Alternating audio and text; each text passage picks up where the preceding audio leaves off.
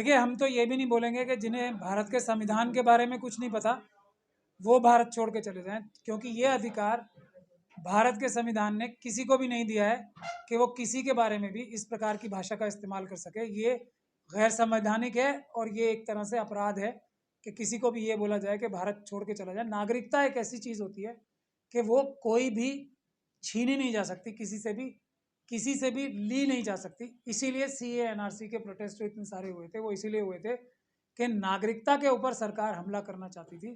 नागरिकता जो है आदमी का जन्म सिद्ध अधिकार है।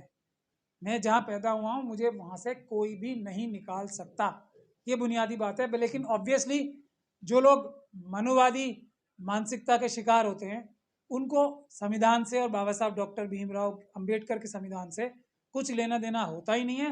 वो अपराधियों की तरह ही बात करते रहते हैं। बुलडोजर मामला काफी दूर पकड़ता जा रहा है कि जहांगीर पुल के बाद अब शाहीन बाग का नंबर है, ऐसा भी बिल्कुल शाहीन बाग को टारगेट किया जा रहा है, इस पर क्या है?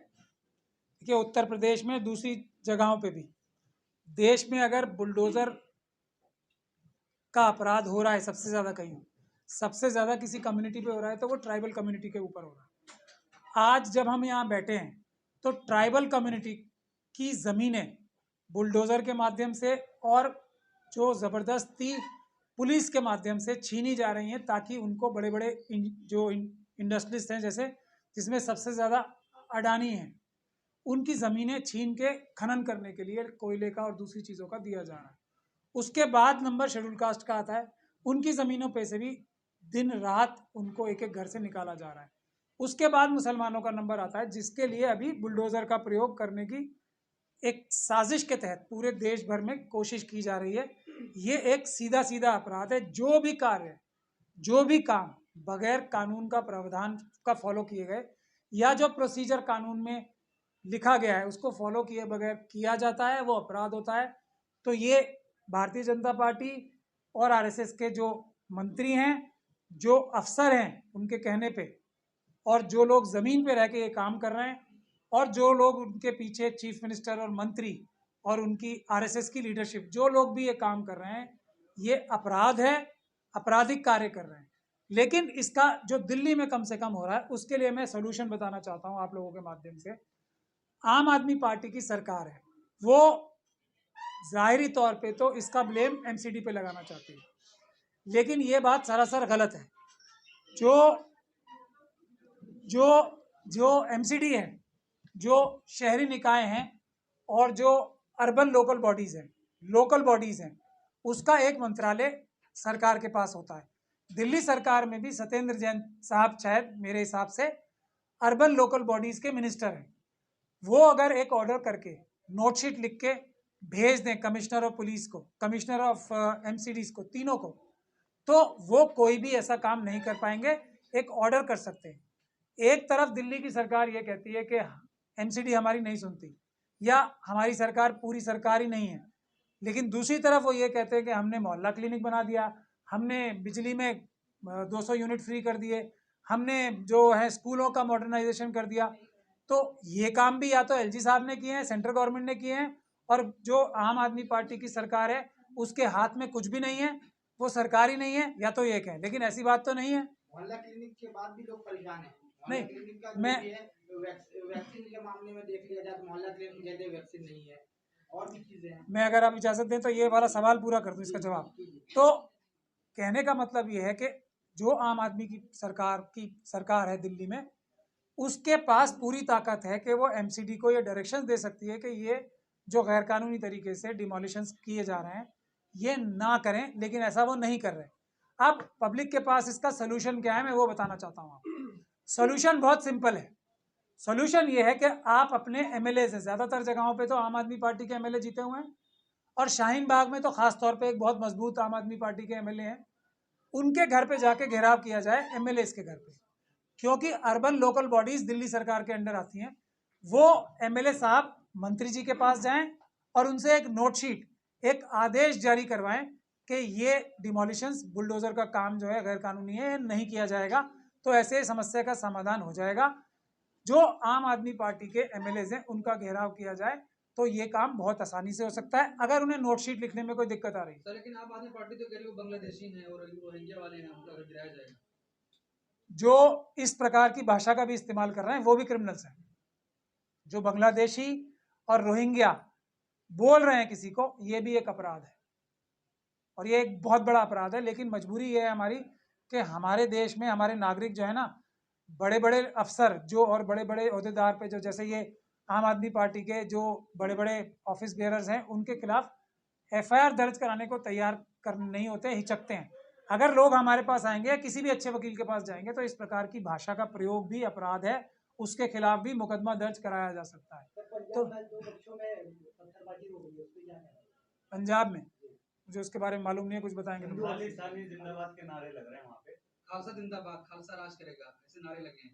दो समुदायों के बीच झड़प हुई है, एसएचओ को चोट आई है, गंभीर चोट लगी है। जबकि बीजेपी नेता खालिस्तान मुर्दाबाद की रैली निकाल रहे हैं उसी टाइम पे थोड़ी देर बाद। देखिए, राज करेगा खालसा का मतलब क्या है कि जो प्योर है, जो सच है, वो राज करेगा, इससे किसी को तकलीफ नहीं होनी चाहिए। लेकिन खालिस्तान या किसी भी प्रकार से भारत देश को तोड़ने की जो बात करता है, वो सिर्फ और सिर्फ मनुवादी मानसिकता का ही व्यक्ति हो सकता है या कोई भटका हुआ व्यक्ति हो सकता है। ये बात बिल्कुल जहन में अपने साफ रखें। जो भी देश को कमजोर करने की बात करता है, उसके तार कहीं ना कहीं आरएसएस और मनुवादियों से जुड़े होंगे और कोई ये काम कर ही नहीं सकता। ये बात आप लोगों को बिल्कुल अपने जहन में साफ रखनी चाहिए। या तो उनका एजेंट होगा कोई, या वो खुद होंगे। अभी आपने अयोध्या में भी देखा है कल ही, और अयोध्या की पुलिस की मैं तारीफ करना चाहता हूँ कि उन्होंने एक अच्छा काम किया ऐसे लोगों को पकड़ के। कौन जा रहा था वहां धार्मिक स्थल पे चीजें फेंकने? यही आरएसएस के मनुवादी मानसिकता के लोग जा रहे थे ना। तो ये ऐसे कार्य, देशद्रोह के कार्य सिर्फ और सिर्फ आरएसएस के लोग कर सकते हैं, या ऐसे लोग कर सकते हैं जिनके तार आरएसएस से जुड़े हों।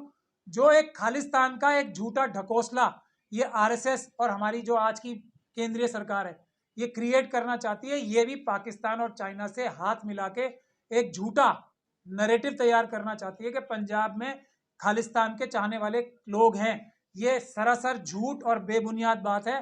कोई भी हमारा पंजाब का निवासी खालिस्तान नहीं चाहता। पूरा देश हमारा खालिस होना चाहता है। हम पूरा भारत ही हमारा खालिस होना चाहता है। और सिखों को क्या जरूरत है अलग राज लेने की, जब वो पूरे देश पे राज कर सकते हैं। सिख तो एक देश हमारा प्रधानमंत्री खुद हुआ है। ये झूठा नैरेटिव सिर्फ और सिर्फ मनुवादी क्रिएट करते हैं।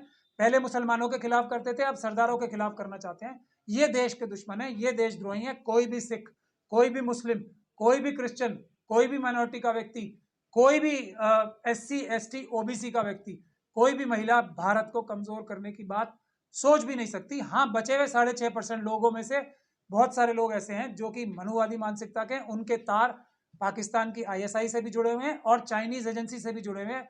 उन्हीं के साथ मिलकर देश में अफरा तफरी का माहौल बना रहे हैं और श्रीलंका जैसा हाल भारत का करने की कोशिश कर रहे हैं। यही मनुवादी, यही आरएसएस के।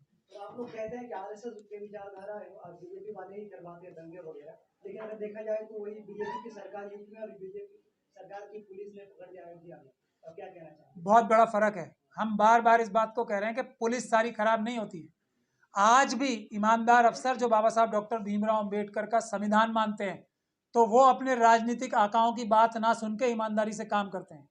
लेकिन ऐसे ज्यादातर व्यक्ति पुलिस ट्रेनिंग लाइंस में, ऐसे ज्यादा व्यक्ति जिनको कहा जाता है ना पनिशमेंट पोस्टिंग्स पे हैं। लेकिन जहां जहां भी, ये दिल्ली में आदर्श नगर में एक SHO साहब थे ना, उनकी भी वीडियो बहुत वायरल हुई थी। उन्होंने कहा था देश का संविधान चलेगा, यहाँ किसी की ये बकवासबाजी नहीं चलने दूंगा। उनका अगले दिन ट्रांसफर हो गया। आप लोगों को सबने याद है ना, आपको वो आदर्श नगर के SHO साहब भी। तो इस प्रकार के ईमानदार ऑफिसर्स मौजूद हैं जो अपने राजनीतिक आकाओं की गलत कामों को नहीं सुनते। उन लोगों से ही हमारे देश को होप है। यही लोग जो है भारत देश के असली सैनिक हैं जो हमारे देश को इकट्ठा रखेंगे। सर, उत्तर प्रदेश में कोई अगर सरकार के खिलाफ बोल देता है तो सरकार बुलडोजर चला देती है, लेकिन जिस तरीके से अयोध्या में हुआ, एक दंगा भड़काने की साजिश हुई थी, अभी तक उनके घर पर बुलडोजर नहीं चला है, सिर्फ उनकी गिरफ्तारी हुई है। बुलडोजर, देखिए मैं ये कह रहा हूँ कि ये जो लोग इतनी बड़ी साजिश कर रहे थे देश के खिलाफ, चाइना और पाकिस्तान के लोगों से जो अयोध्या में हुआ है, उनके घरों पे भी बुलडोजर नहीं चलने चाहिए। ये गैर कानूनी है। जो अपराध मुस्लिम्स के घर पे बुलडोजर चला के है, वो इनके घर, चाहे कोई कितना भी बड़ा अपराधी भी क्यों ना हो। अब ये तो इतने बड़े अपराधी हैं ना, उनके घर भी बुलडोजर नहीं चलना चाहिए। कानून में हर चीज का प्रावधान है। मेरे और आपकी घर की सरकार नहीं है। एक चीज और आपको मैं समझाना चाहूंगा आपके माध्यम से आपके व्यूअर्स को। देश की सरकार क्या है? उत्तर प्रदेश की सरकार है, उत्तर प्रदेश की जनता। एक चीफ मिनिस्टर जो कि एक पॉलिटिकल पार्टी से हैं, वो 40% से भी कम वोट लेके आए हैं और वोट परसेंटेज देखिए 60% के आसपास हुई है उत्तर प्रदेश में। तो 60% का 40% कितना होता है? 24% होता है। पूरे उत्तर प्रदेश की 24% जनता का भी उनको समर्थन नहीं है, तो वो सरकार नहीं होती है। सरकार का कॉन्सेप्ट है देश की जनता। प्रधानमंत्री सरकार नहीं होता है, प्रधानमंत्री सरकार नहीं होता, देश की जनता स्टेट होती है। देश के 4 स्तंभ स्टेट होते हैं, जिसमें से पार्लियामेंट, जो है जुडिशरी, जो प्रेस और जो ब्यूरोक्रेसी है, ये 4 पिलर हैं। और देश की जनता भारत है। किसी को यह गलतफहमी नहीं होनी चाहिए कि मैं चीफ मिनिस्टर बन गया या मैं प्राइम मिनिस्टर बन गया तो मैं भारत सरकार बन गया। भारत सरकार और भारत का राष्ट्र अलग चीज है। देश की जनता राष्ट्र है। हम लोग देश के मालिक हैं, ये लोग तो नौकर हैं। चीफ मिनिस्टर साहब 5 साल के लिए नौकर चुना है हमने और आपने मिलकर। प्रधानमंत्री को नौकर चुना है हमने 5 साल के लिए, वो सरकार नहीं है। इस बात का फर्क हमें अच्छे से मालूम होना चाहिए कि एक पॉलिटिकल पार्टी का एक नेता कुछ सालों के लिए, कुछ दिनों के लिए देश की जनता उसे अपने नौकर के तौर पे चुनती है। देश की जनता मालिक है देश की सरकार जनता है, देश का स्टेट भारत राष्ट्र जनता है। जिस तरीके से सर अजान और हनुमान चालीसा में बहस हो रही है पूरे देश में, उत्तर प्रदेश में कई जगहों से लाउड स्पीकर भी उतर गए, महाराष्ट्र में बात हो रही है, पूरे देश में कहा जा रहा है उतारा जाए, क्या कहेंगे? कानून से हट के जो भी काम कर रहा है, जो भी उतरवा रहा है, कि अगर वो डेसिबल लेवल जो सुप्रीम कोर्ट की गाइडलाइंस है और जो इस बारे में ध्वनि प्रदूषण के जो एक्ट हैं उसके लेवल के तहत रहकर जो लाउड स्पीकर लगे हुए हैं उनको कोई हटाता है तो वो अपराध है। किसी भी अच्छे वकील के पास जाएंगे, वो उस एसएचओ को और उस पुलिस अधिकारी को और उस दूसरे अधिकारी को जेल में भिजवा सकता है। ये मैं आपको